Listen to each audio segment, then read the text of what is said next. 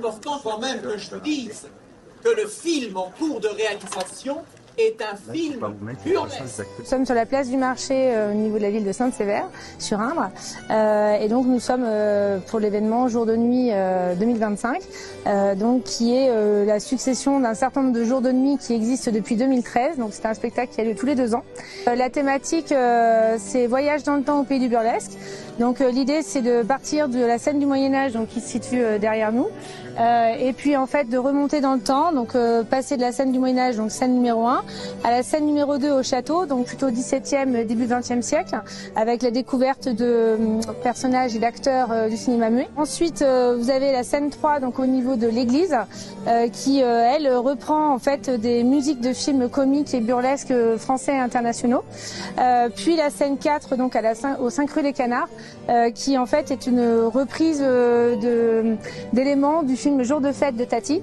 Et puis ensuite, donc les spectateurs donc iront de la scène 4 à la scène 5 qui se situe à la salle des fêtes, de manière à découvrir le cinéma avec des incrustations de bandes dessinées et de dessins animés dedans, donc avec Jessica Rabbit et Roger Rabbit. Et donc il va y avoir une présentation du cinéma, puisque évidemment nous ne pouvons faire que du théâtre ou de la danse ou de la musique ici, mais pas le cinéma. Voilà. Et puis on terminera avec la scène 6 qui est ici sous la halle, donc c'est un retour, c'est un circuit.